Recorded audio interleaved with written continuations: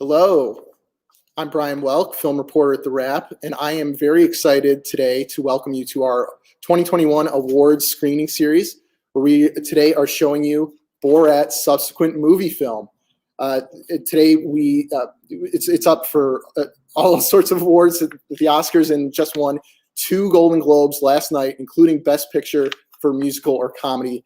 And first, we're going to show you the trailer for the film, but after that, we are going to have a conversation with actor, star, producer, director, he does everything, Sacha Baron Cohen, as well as director Jason Walliner, producer Monica Levinson, producer and writer Anthony Hines, and writer Peter Bainham. So to our audience, first of all, please participate in the live chat to the side of your screen. Share any thoughts you have about the film. We will be doing a few questions afterwards. But first we'll show you the trailer. So please enjoy. Critics agree Borat is a movie with something to say. Okay, what do you want to say? Sup. S-U-P. Now nominated for 3 Golden Globes, including Best Picture. Yes! Sacha Baron Cohen is a brave comic genius. Hell yeah! Maria Bakalova is a revelation. I love that. The New York Times calls it the best film of the year. Borat, subsequent movie film. For your consideration, rated R. Welcome back. It is my pleasure to now introduce producer, writer, and actor Borat himself, Sacha Baron Cohen, director Jason Walliner, producer Monica Levinson, producer and writer Anthony Hines, and writer Peter Bainham. Thank you all so much for joining me. And as you saw, this trailer is already out of date. Congratulations to every one of you. This is a 2-time Golden Globe winning film, including for Sacha for Best Actor. Congratulations, everyone. Thank you very much. Thanks, Brian. Thanks, Brian. Yeah. I mean, this movie is hilarious, and I grew up with the original. I was like in high school when the first one came out.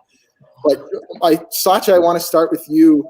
When did you know that you had to get the band back together, that you wanted to revive Borat and do this character again, and that you knew there was a story there that really made sense?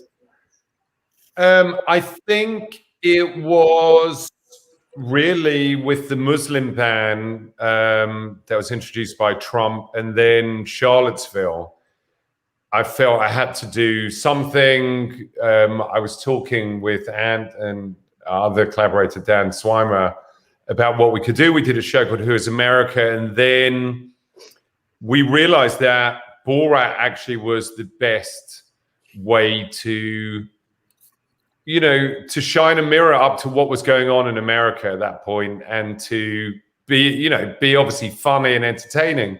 But it was a way for us to challenge what we were very worried about, which was this gradual slide into authoritarianism that we'd been witnessing for a couple of years. So literally I called up everyone in the team and said, I want to do another Borat movie. They all said, you're completely crazy.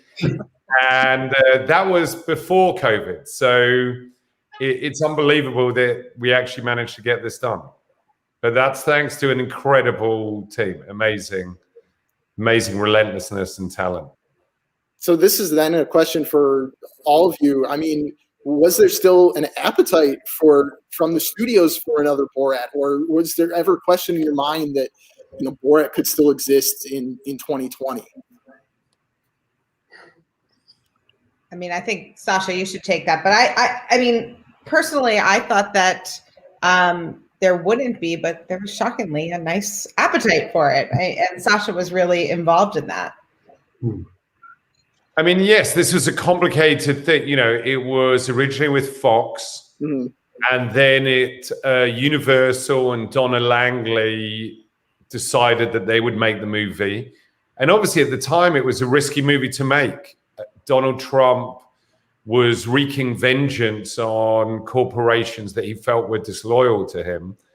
And this was clearly a movie that had that was taking a side, and it was intended to be released prior to the election, 10 days before the election. So it was a risky venture really for any major corporation in America.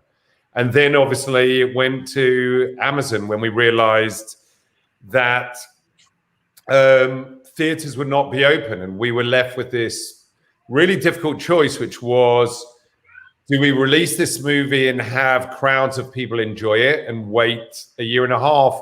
And we all really believed that we were making it for one reason, which was to release it prior to the election, as our comment because of our, fear of what was happening.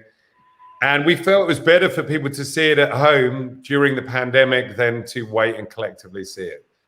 And I think we're really glad that Amazon got it out there and people around the world enjoyed it.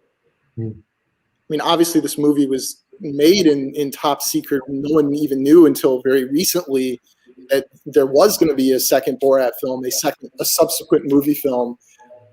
And I want to talk, Jason, when did you get involved in this? This is actually your debut film. Yes. Talk about getting involved, and when did you know, oh my God, I'm making Borat 2? Sure. I got an email at the beginning of March of 2019 asking if I was interested in meeting with Sacha they just said his new movie. And we had met previously about Who's America, about the possibility of me directing on it. And I was doing other projects. I was very stubborn. And I said, I want to watch this show, but I need to focus on my own stuff. And I loved the show, but it didn't work out then. But Sacha called me back for this one, and they didn't tell me what it was. And I got an encrypted script full of code words that doesn't say the word Borat in the entire script. And it was somewhere between a script and an outline. And we can talk about kind of the way we script this type of movie. But I read a page and kind of realized what it was. And I thought, oh my God, he's doing Borat 2. He's doing another one finally. And I thought it was so funny. And I went and met with Sacha and Ant and Monica and some other people 2 days later. And I was very blunt. I said, I think you made the funniest movie of all time. To do a sequel that isn't a huge disappointment is going to be very difficult, especially for this movie, which you have to do, as you said, in complete secrecy. Already the idea of Borat having a daughter, the whole structure of the movie as it was released was essentially figured out at that point too. The journey with the daughter was what they had from the beginning. And, I said, it's going to be nearly impossible to find the right actress for this role who can do that with you, who can do these scenes with real people, who can convincingly be a teenager, who can be as funny and brave as you are. And, on top of that, there was this idea of making a real political statement before the election and, getting it out in time. It was even before COVID, it was a much tighter window than Sacha and Monica and Ant had on the previous movies.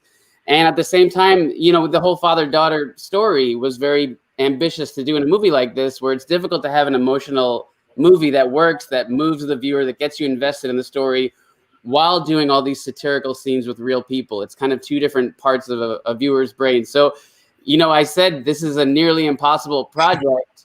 It's probably a huge mistake, but if we pull it off, it could be really incredible. It could be really special. And Sacha, of course, knew everything I was saying, knew how daunting it was, and agreed with me. And I think we were both excited by how daunting it seemed. Just the kind of sliver of a chance we had of success made it very exciting. Now, that actress, of course, that you mentioned is Maria Bakalova, who is phenomenal in this film. An incredible discovery. She's been the toast of award season already. I was lucky enough to talk with her the morning she got nominated for her Golden Globe. And I could just tell she's just so humble and gracious to be here. She's the best. And she was snubbed last night, but we hope to see her the rest of this award season as well. But talk about finding her, and when did you know, yeah, she can do this? She can handle everything we're going to throw at her in this movie. Who wants to talk about that one? Well, we literally the casting process to find Tutar was probably one of the most broad, intensive casting exercises. I think we 600 actresses we looked at, and we went through America, we went through Europe, and then we just kept spreading out further, and we were getting actresses in the Balkans and Eastern Europe basically to self-tape. And it was just a process of literally finding time to sit through hundreds of self-tape auditions. And Maria just sprung from this. It was a needle in a haystack, but it was immediately very exciting. But even at that stage, there were many unknowns. And it's one thing self-taping yourself in your flat in Burgas, Bulgaria, but then for that same person to end up in that bedroom with Rudy Giuliani is quite a journey. And so we knew immediately she had potential, but how great she would turn out to be, it was always going to be a slight chance. But we knew that she, was one of a kind. We felt we couldn't actually make the movie until we had found Borat's daughter. Maria Bakalova is a complete revelation. She's absolutely hilarious. She's amazingly courageous, having to film scenes with real people, some of them quite dangerous, staying in character for many, many hours. She has to completely embody the character. And she's just an incredible actor. In the audition, one of the auditions, we had 5 auditions with her, including with real people and having to stay in character. We did the breakup scene. For those people out there who've seen the movie, she realizes that the book she's been brought up on is full of lies, and the real book that's full of truth is Facebook. And it's from that she found out that the Holocaust never happened. And so she rejects her dad. She did this scene with me, and it was so emotional. I found myself about to cry. And obviously, being English, I didn't want that to happen. So I was like, all right, that's enough. We had a quick powwow and like, okay, you've got the part. But she is a revelation and a one-off, and it is the bravest performance of the year. I think she's a kind of a miracle, because like it's to be real and believable, but also comic and very funny, and to be able to carry those both things, to be convincing, so to be funny. Because I think there were people you'd seen, hadn't there, that were funny, but the moment you test them with real people will go, hang on, there's something going on here. And it feels to me like there's virtually nobody in the world that can do this, the level that Sasha does that at, and she turned out to be the other one. So it's great. It's really we had one part of the audition process would be that she would sit down with a real person and interview them. And the moment that she said her first joke, with all the other actors, they would say, hold on, this is a comedy bit, you're an actor. And so she was, what you've got to do is you've got to make sure that the whole performance is on the same level so that the jokes aren't jumping out. And she's, she did that brilliantly. But all the other actors we had, and there were some brilliant and well-known people that we had who auditioned, they could not handle that. Wow. I mean, first of all, Peter and Anthony, you guys, go back with Sacha. Yes. Back to like the Ali G show. And Jason, you mentioned it earlier that, this is one of the funniest movies ever made. And I love that movie. It is a classic, but in some ways, this movie does top it. It goes above it in certain aspects. Talk about, how did you think about, we don't want to rehash some of the old bits of the same thing. We want it to be a sequel, but how do you approach it? Right. Well, we knew we couldn't make the same movie again. We knew if we literally replicated the first movie, it would be a kiss of death. So we knew we had to bring another element, and that element would be Borat's daughter. But then that gives you additional challenges. It's a sort of double-edged sword. On the one hand, it gives you the advantage that you have a complete unknown other actor, so it takes a little bit of the pressure off Sasha to completely be the sole actor in every scene. So it helps with him being sort of famous. But the other thing is to have a sort of drama play out in the real life between a father and daughter, and to have her particularly have a sort of strong arc, and Borat to some extent. That was new to us, and it was a challenge. Well, that was it. Also, so I think also like the other problem was obviously you've got Borat, Sacha, very well known, difficult to put him back out in the real world. You've got the challenge also of, because it was very well received and was funny, and you're always scared to go back if something's if something's very well regarded. But also we didn't want to tread the same territory, because like the first movie, in amongst the comedy, did things like exposed racism and exposed anti-Semitism, and we knew that, and it was daunting to go back and do another movie where you could do a perfectly good film, but people might just go, "But yeah, but we know you've done that and you've exposed that." And even in the last 4 years under Trump, you've seen that, you know, lots of the public are quite happy to expose their own racism and anti-Semitism anyway, and the people seem to be able to shout it loud and proud in a way that they didn't used to be embarrassed about. And so, you know, the challenge was to find new things now, and obviously we've got things like conspiracy theories, and it was also like with Jim and Jerry, the two guys that we, you know, the two conspiracy theorists, it was like a more complicated thing where you see these guys with these views that are quite often insane, but will also reveal themselves as actually being caring guys who cared about Borat. And so it felt like, to me, it felt like a more complex set of revelations about people. Well, it was also, it was a, you know, a warning nail about where American democracy we felt was headed.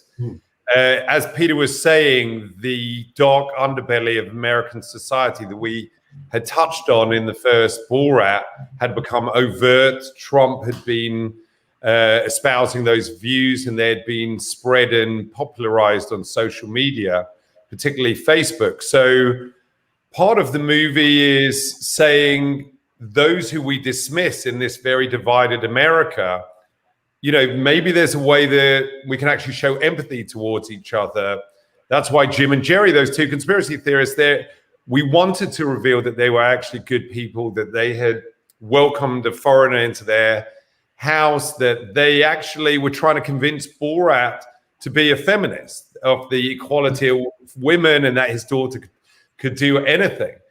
You know, we wanted to show their humanity, and that the internet and political leaders had made us susceptible to lies, and the danger of those conspiracies, and that they would eventually lead to violence, which is why we were so resolute on doing this song, the brilliant Wuhan Flu, composed by my brother, Aaron Baron Cohen. Because it's about the conspiracy theories, and those conspiracy theories about COVID would ultimately lead to violence. In that song, it was a kind of jokey, we're going to, you know, inject mask wearers with the Wuhan flu. We're going to slice up journalists like the Saudis do. We're going to nuke up scientists. But we were trying to say that these conspiracy theories ultimately would lead to the kind of violence that we saw in Washington recently. I want to say that song was actually on the Oscars shortlist, and I imagine it's not one you'd want to perform again, maybe if asked. But I mean, it's also damn catchy for being a really offensive song. Yeah, I'll talk a little bit about how you came up with that, and where, yeah, who can see how that all came about. Well, I think, you know, so this was the challenge in the movie, as we were saying, which is how to make a really funny satire that's also emotional and tracks this father-daughter story. And that was one of the things that we set ourselves, is try and get the audience really moved by this relationship with two actors that they know are fake. So you're simultaneously enjoying the fact that it's me and Maria who are with real people. And then you also have these separate scenes where we are Borat and Tutar and emotionally engaged. So that was one challenge. So in that scene, it's really, in the movie, it's about Borat tries to find his daughter. He finds her, and she goes off and sacrifices herself and her ambitions in order to save her father's life. So that's the kind of story element. The satire that we wanted was, can we do a song? And we'd done a song many years ago called Throw the Jew Down the Well, where we'd revealed, the kind of latent anti-Semitism in some parts of America. And this one was, can we show that there is this kind of latent acceptance of this transition to authoritarianism of that some Trump supporters would be okay with wreaking revenge or harm on opponents of the regime. And to do that, we needed to have a brilliantly catchy song that everyone was happy to sing along with, and would assume that me playing Borat, playing Country Steve, was a legitimate country singer. So, Aaron did threading that needle is almost impossible. And the way you do it is by writing a really catchy country western song with increasingly reprehensible lyrics. And those lyrics were all based on conspiracy theories, that COVID being a liberal hoax, and mask wearers being unpatriotic, and it being a Chinese virus, all these conspiracy theories with this chorus. So it was important enough for us to do it, for us to shoot this scene at a very dangerous rally where I myself had to wear a bulletproof vest. We didn't have enough for the rest of the crew, but it was touch and go. And, the crew, I must say, they really risked physical harm by making this movie. So the courage of everyone you're seeing here, Jason got pretty close to being really badly harmed by an angry mob. Really?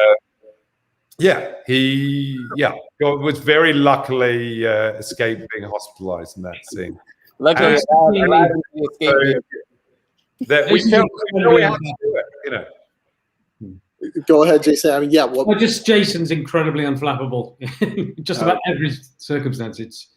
It's alarming. You know what? I was just lingering when the crowd got mad. They basically got mad at a certain point. There was this we were told there were Black Lives Matter activists infiltrating the gun rally, essentially, who recognized Sasha.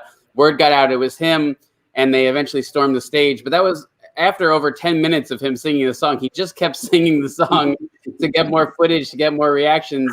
And people didn't get mad at the lyrics. They got mad once they realized it was him, and once they realized it was actually making fun of them. They stormed the stage. They chased him off.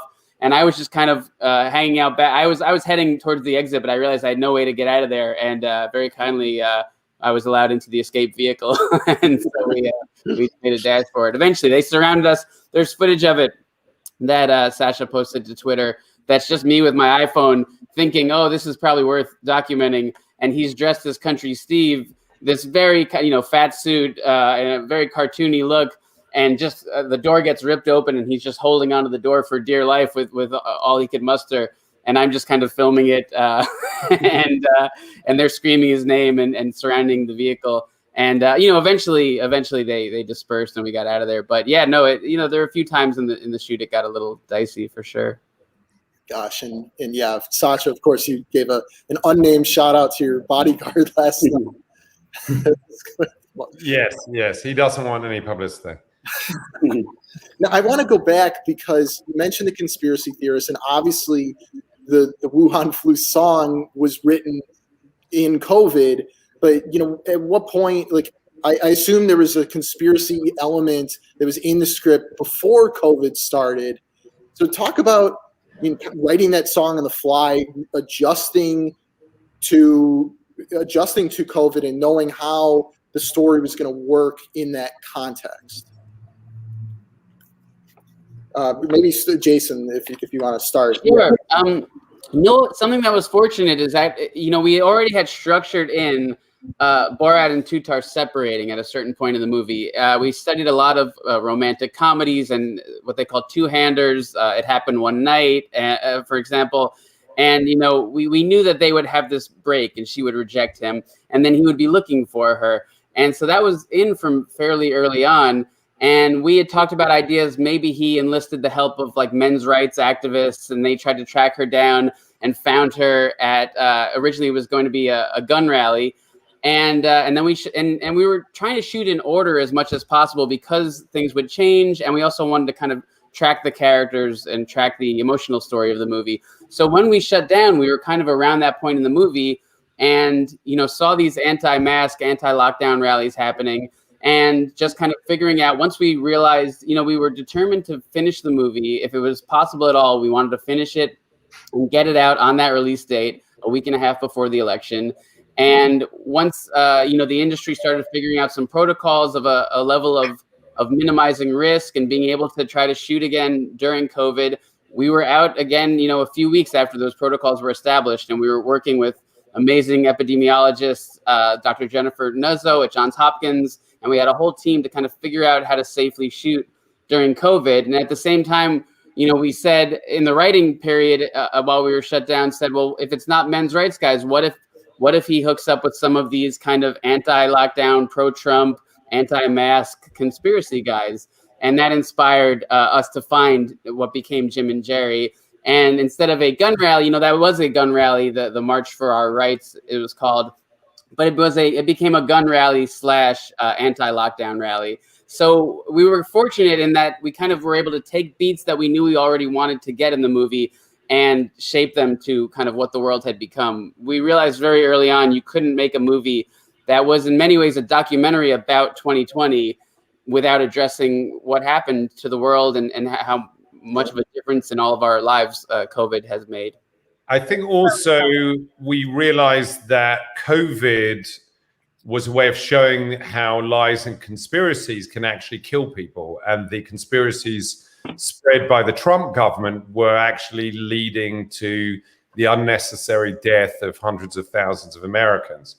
And we had this epiphany, myself and Jason. We had shot at CPAC. We had incredible momentum for the movie. We're like, okay, we're going to be able to make this movie and get it done. We shut down because of COVID. We kept the edit going. And then one day, one of the editors showed myself and Jason a clip from CPAC, one of the dailies.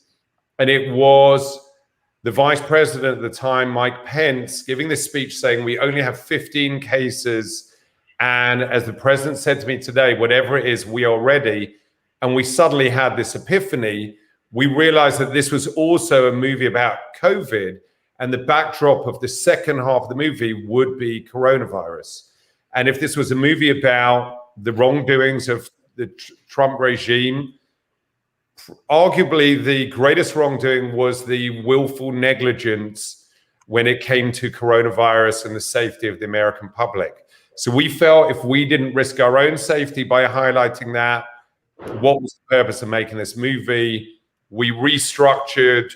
We kept the same themes and the same overall shape of the movie, but we made this our Act 3 backdrop.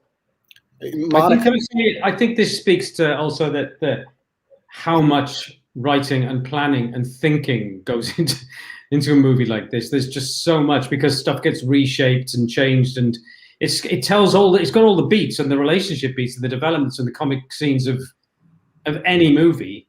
But also somebody might turn around and go, Rudy Giuliani isn't going to do it. Or, well, he did it, thankfully. But all the time, things are planned, things are scripted right up to the last minute, and then stuff gets pulled. And so it's like, that's an extra challenge to all this. It's just, it's a crazy process. Do you want to talk about the Wuhan flu and whatever? I was just going to say that it was written literally, I mean, the idea sort of came because of this fluid process. It came a week before. And they had to, not only come up with lyrics, but also then add to the lyrics in the house, have that be part of the lockdown house, and have Jim and Jerry add to the sequence. Keep writing it, keep working on it, and then literally changing it up to the minute as Sasha's about to go in, Country Steve is about to go onto stage. So it's such a process where Aaron is working, to change. He got this catchy tune that he knew would work, but, it was everybody tweaking, Sasha and Ant especially, giving notes, going back and forth. And then It's like all of the writers were working 24/7 to get that right.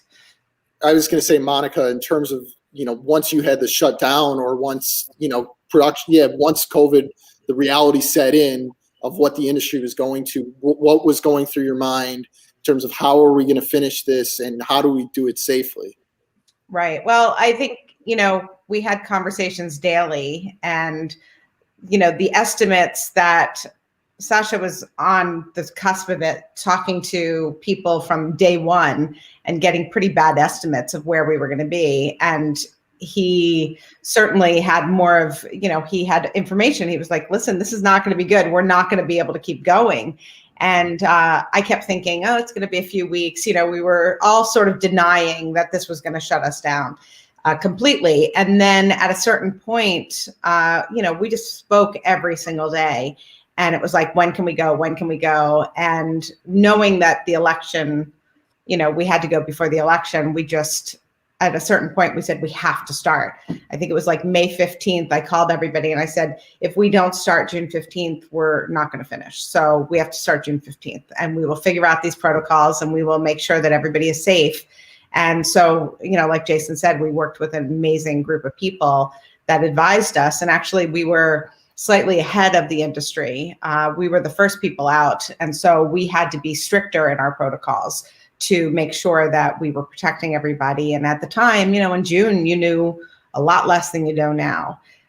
So we made sure that everybody was safe, and we went out with a really cool testing machine that was brand new. And we were able to do quick tests on people. We were doing, 5 tests a week. Sasha was, I'm sure his nose was not comfortable, but he was being tested almost every day. So yeah, it was nerve-wracking, but we also all knew that we had this common goal and we wanted to make it work. So the way to make it work was to go out safely and get it done.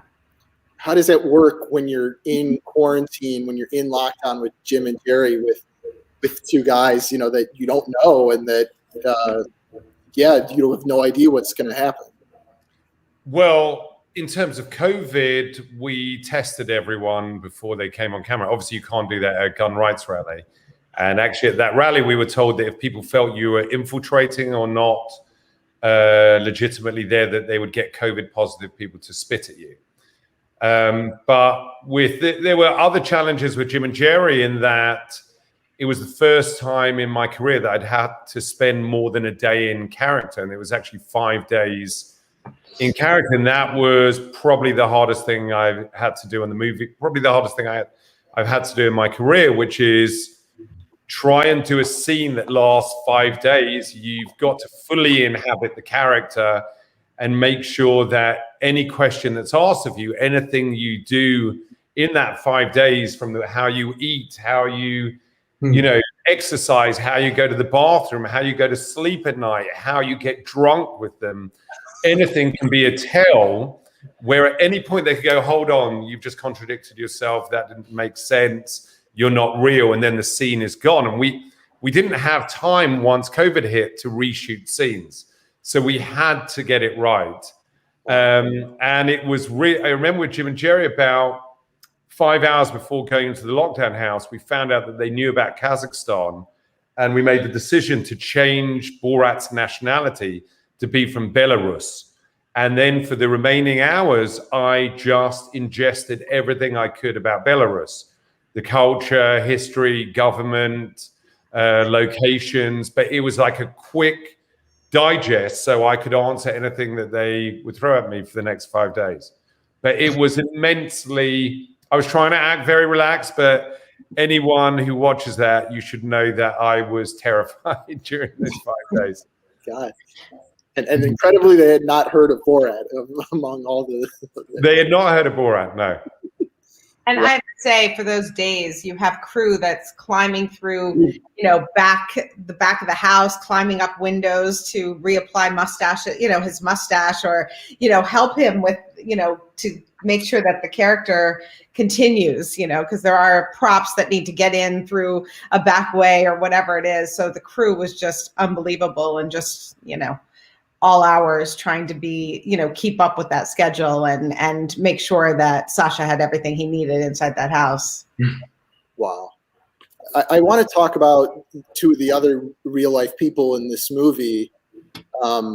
First is Janice Jones, who we saw last night at the Golden Globes.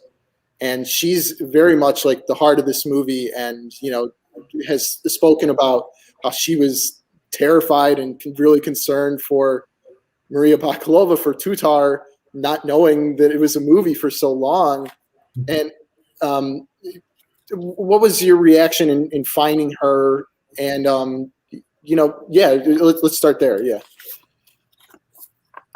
I think I think Janice is kind of a linchpin to the movie. She's like, because the bizarre thing about a movie like this, apart from Maria, it's a cast of people in a movie who don't even know they're in a movie. So they are helping with, Sasha's interacting with them, Borat's interacting with them, and you're moving the story along, and you're having these interactions that are all moving towards your final story. But with Janice, I just loved the way that she was the first, I think she's one of the first people that's really properly ever challenged Borat. So when he goes in and he meets her and he starts saying, "Here's the ball and chain for my daughter," she's got this amazing look on her face, like, what? And she just thinks this is, and she changes Borat. And I mean, that was a challenge in itself to have Borat change, because you give a character like Borat an arc, a comedy character, like, at your peril, because it's risky, because there's a risk that he gets, and I think she was amazing, and she was just a very, very sincere. Janice came through. Janice was originally the babysitter character. Ended up being Janice was originally only going to be in that section of the film where Borat has to go and get work, and so he leaves his daughter with a babysitter. But we realized how powerful she was, and what a sort of strong presence she was in this movie, and that's why we then went back to her. And again, it was a roll of the dice. It was probably 2 or 3 months after first shooting with her, and we have the scene where Borat said goodbye to his daughter. Essentially, she's on her way to Giuliani, and Borat, he realizes he's left his daughter's ball and chain at Janice's house, and so he stops off to pick that up, and then she schools Borat and says, "You have a pain in your chest because you love your daughter. Go and get her. Go and stop her." And that scene was originally going to be with either a doctor or a psychotherapist.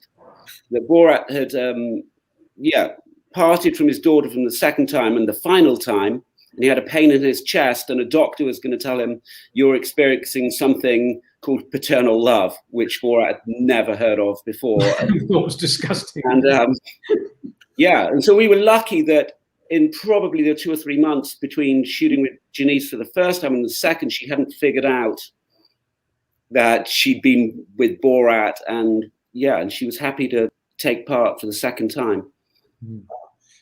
And the other character is Judith Evans, who we see in the synagogue. I understand that she's passed away since the movie came out. And Sasha, is it true that you actually revealed your identity to her after filming the scene? So the last quarter, this is going to make me sound very old, the last quarter of a century that I've been doing this, I never have done that. But I asked Jason to go in and talk to her and tell her what had actually happened immediately afterwards. That's the first time that's ever happened. I mean, she's incredible. She was incredible. She sadly passed away. She, is obviously a Holocaust survivor. She teaches Borat the reality of the Holocaust, and despite him being a vicious anti-Semite, feeds him and hugs him and kisses him. We found it such an emotional scene that, as I said, this is, in the first movie we were showing a certain darkness. Here we wanted to show a real beauty and compassion and, type of behavior amongst Americans that would inspire other people, and to show that possibly at the end, despite the division at the moment, maybe we can all come together by really listening to each other and sitting with our enemies. I mean, this was a woman whose family had been murdered by anti-Semites, and she's feeding and kissing a vicious anti-Semite. it's really a really touching lesson. And I think many people were really, really emotionally moved by that. So we felt it was so important to have her on side and have her realize why we were doing this. Obviously, after all the trauma that she had been through. So she talked about love more than I'd ever seen anyone. She was all love. Mm-hmm. And it's, considering the state of our country and the number of people you could have talked to, is lucky that you got the two reactions that you did from both of those. Monica, what was her? She had a phrase that we dedicated the movie to her, by the way. Yeah. If it's on her. We put it on the website. We put it on JudithEvans.com. We put a website together. I think there's something about the most important thing that we can do is to listen to each other. And in a way, this movie is a snapshot of America during this year, during this incredibly difficult and tragic year. You know, we had a snapshot in 2006, and we did it again 14 years later. And, you know, ultimately, we are letting people listen to each other and see people that they may have dismissed as enemies. You know, I know a lot of liberals would say, well, people who believe in the type of things that Jim and Jerry were espousing are our enemy. They aren't. You know, these people are fed, often good people who are fed a diet of lies and conspiracies by certain political leaders and news channels and social media. So it really was a way, you know, we wanted the movie to be optimistic as well. I got to ask about Rudy. Was it always Rudy? Was that always the goal, that you were going to get him? And what happened if you didn't get Rudy? Go on, Sasha. Well, we made this movie to infiltrate Trump's inner circle. You know, we felt that was the one thing that we could do, possibly, that other actors could not necessarily, or comedians could not necessarily do. That was why we came up with the idea of Borat's daughter. And if we were highlighting the misogyny that was at the epicenter of this regime, what better way than to have somebody from Trump's inner circle be completely inappropriate with a young girl in a hotel room? So, you know, as a result, Maria was, you know, inside Trump's inner circle. She was in a small room listening to Trump speak in Las Vegas. She was introduced to one of his sons. She was brought in, even after the movie finished, to the White House by the Washington correspondent of OAN, One American News, and almost brought into a press conference with Trump speaking. She was actually stopped by one of the other, you know, mainstream media news sites who said, hold on, that girl doesn't have credentials.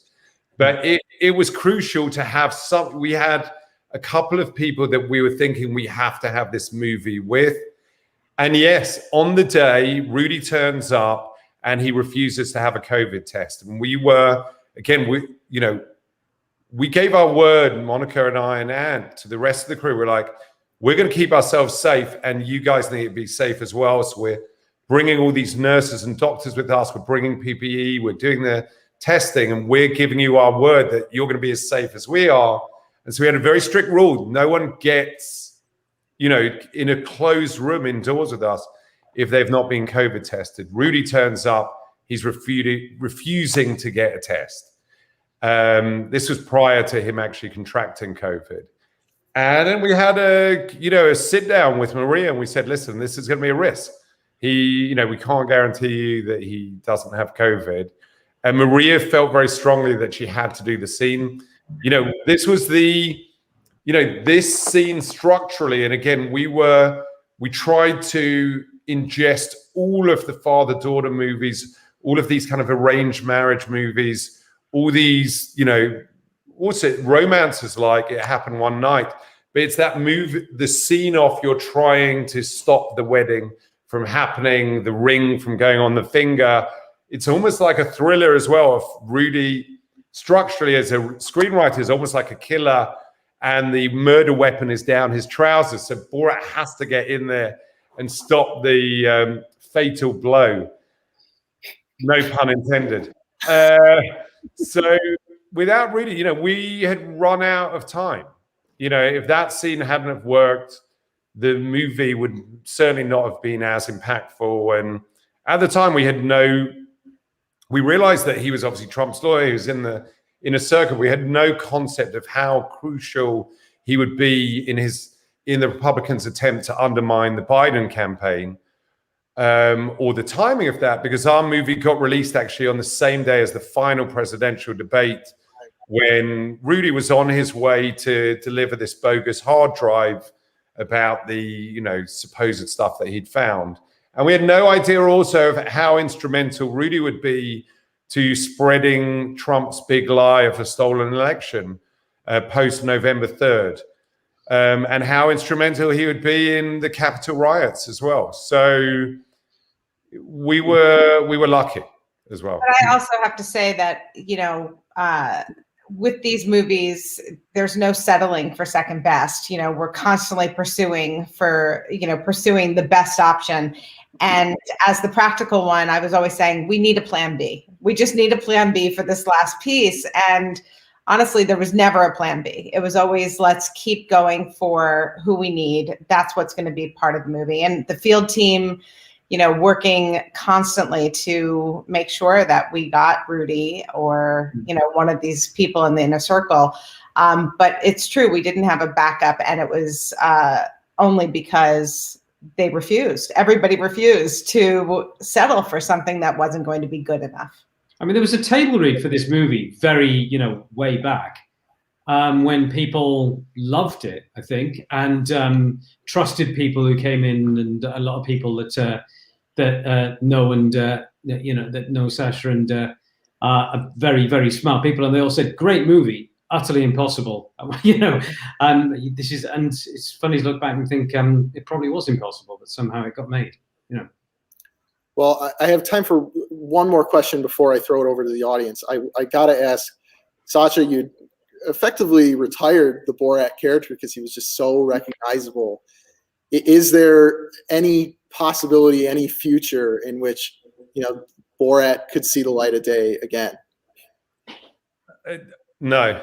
I think we were all, again, the crew and the people you see before you took really immense risks to make this movie. I mean, it felt more impossible than Fitzcarraldo.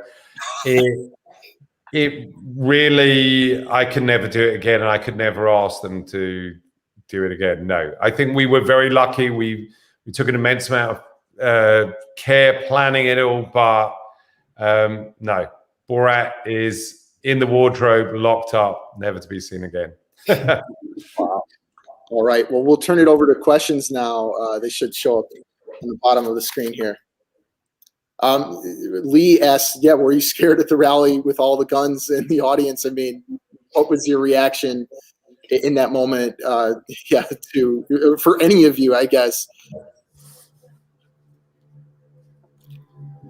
Actually, I think you were the I mean, it was terrifying because it's the first time my security guard had said, "Listen, you have to wear a bulletproof vest for the scene." Actually, there was one other scene that got cut from the movie that I wore it for. But then there was I had a very honest conversation. My security guard said, "Listen, I'm going to be honest. If one person takes a shot, then the whole crowd, a number of people will start shooting." And therefore, he built an amplifier. If you look at the footage just to the left of me, there's an amplifier. It's essentially bomb-proof. They built it to withstand, multiple rounds. And then they said, we're going to come and get you, which I didn't really ask, how is that going to be possible? But yeah, that was terrifying. As an actor, I remember looking in the mirror just about an hour before the scene, putting on a bulletproof vest and thinking to myself, you must be completely crazy. This is complete madness. What are you doing? And again, it was just, we felt we had to this was our form of peaceful protest prior to the election. There's not much you can do as an actor or a comedian or a writer or producer other than do what you've been trained to do. So, yeah, we are, I could not have done this without these brilliant, courageous people who are geniuses in their own field. So I don't know if that answered the question, but yes, I was terrified. I think Sasha sang about 6 extra verses as well. Like you tend to just, be in there, and I think Sasha's thinking, have we got that? Do I need to do that again? And that whole, like, do I have got the scene? Because you're thinking ahead to the edit as well, which is a crazy thing to be doing with people with guns everywhere. Next question. Did all the participants give releases, or did you have to shoot many versions till some agreed to release? I mean, I think even in the gun rights rally, there's plenty of people who are singing on camera, who, like they were more than willing to show their faces, I guess. What was that process like? Well, I'll just jump in. We have this brilliant lawyer that Sasha started working with 20 years ago named Russell Smith, and he really understands what's needed and not needed legally. And so something like the gun rights rally, people are outside, they shouldn't have any expectation of privacy. So there is a right of publicity, and we're allowed to film that. So those people did not sign releases, but everybody that we film with, including Mr. Giuliani, signed releases. Wow. Yeah, even some of the people, like when you're in the bathroom stall, getting out the baby, like that's just amazing. All right, next one. Have you heard back from the 2 men who let Borat stay with them? Yeah, have you heard from Jim and Jerry? And what has been their reaction? I think actually they, shortly after the movie was released, they were still unaware that they had been in a movie, and certainly not this one. And I think one of them did contact a member of our field team saying, how's the project going? Will you need me for any more filming? And funnily enough, as you pointed out earlier, they contributed to the writing of the song that Country Steve performed at the gun rally. And that song has since won an award, I think, for the Society of Composers and Lyricists. And because they're in the movie contributing to the lyrics and actually helping Borat create that song, you will see in the credits of the movie, they are credited as co-writers of that song. And consequently, they are co-award winners of a trophy from the Society of Composers and Lyricists. So I'm not sure if that society might reach out to them at some point to drop a trophy off. But yeah, which of us has to go and take it round to them? So you're saying they're coming to the Oscars then, is the virtual And we have time for one more. What was the reaction to the dance at the debutante ball? This is like my favorite part of this, and I had to like rewatch this on a different occasion. How did you get out of there? I asked Maria about this, and she was talking about how just people were applauding and into it. But yeah, what was that moment like? I think Jason should speak to that too. I think it's one of the times you got. That was actually, it's a similar trajectory where people were applauding and into it, and then a little bit confused, and then we got Sasha and Maria out of there. We knew we had the scene, and it started to get a little bit uncomfortable. And then out front, people started to put together that maybe the whole night, with us filming the event, and people had figured out kind of that it was all set up for them to be viewing this dance, and they were not thrilled with that. And it was my job. Me and our AD Duncan White were just focused on getting the crew out safely. That's always the number one priority, because people can get we never do anything illegal. As Monica said, we have the world's best lawyer for this kind of thing, Russell Smith, and make sure that everything we're doing is completely legal. At the same time, people do get confused, or they get angry sometimes if they feel like they've, we're not told the truth about what something is. And so we were getting everyone out. My name was Chris. That was the name I was using. And it was clear that no matter what happened, whatever confusion, the one thing that was clear is that this guy, Chris, was somehow behind it. And so I was downstairs of this historic house in Macon, Georgia, the Hay House, and just getting everyone out. And I'm out in the back parking lot, and I want to make sure everyone's safe. And I step back inside, and I just hear guys running down the stairs towards me, and one of them screaming, "Where the F is Chris?"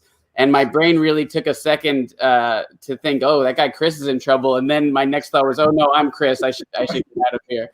And I just took off. And our cameraman, one of our cameramen, were still upstairs, and said it was 8 guys coming down the stairs, pulling off their jackets. So I guess I would have gotten beaten up if I hadn't gotten out in time. But yeah, so that people are a little annoyed at that one once they figured out what it was.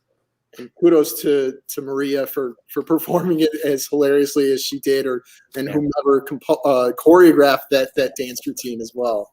Yeah, and I think for that, we're proud to say that 3/4 of the WGA nominees who are women are on this movie, and we had Erica Rivanoya, who's done some brilliant work at South Park, and we had Jenna Friedman, a brilliant stand-up, and Nina Padrad, who's this fantastic Iranian writer, helping out. And for them, it's very important that we highlighted, well, it's for us as well, but they really helped us highlight some of the misogyny that still exists. And that dance was really about challenging the notion that menstruation and being a human should somehow be embarrassing. That it was part of a bigger thing of creating shame towards women. So, that scene, and also another scene which was actually come up with by Jonah Friedman, was the scene in the Pregnancy Crisis Center, which I didn't know what they were, but they exist next to Planned Parenthood clinics. And they are for women who have chosen to have an abortion. And the aim is to pressure them into having the child and forcing them to change their mind. And the satire there, we thought, was, what would somebody at these bogus clinics do if they knew that it was an incestuous, the result of an incestuous relationship with a 15-year-old daughter? Surely then they would say, go ahead and have the abortion. And lo and behold, the answer was no, this is the will of the Lord, go and have the child. So there was definitely, this undercurrent that was very important for us to talk about the misogyny in America, and talk about, therefore use Borat as the most misogynistic, patriarchal man ever, who goes through this transformation and becomes essentially a feminist, and realizes that he should sacrifice his own life so that his daughter can live her dream of becoming a right-wing conspiracy theorist. I mean, I could talk, that's an amazing scene too, and I feel like I could talk about the story behind every single one of these little bits that would be longer than the movie itself. So congratulations to all of you for packing so much laughs into less than 90 minutes. It is a hilarious movie, and really does stand up to the classic original. And so bravo to all of you. The only thing I wish is that we could have this in a real theater for people to see, because I know what it was like to see Borat in a packed theater in 2006, and there was just nothing like it. So I hope that day comes very soon, that you can do that. Thank you. Thanks, Brian. Thanks very much. Thank you, everyone, for joining us today. And if you want to have a script here, hold on.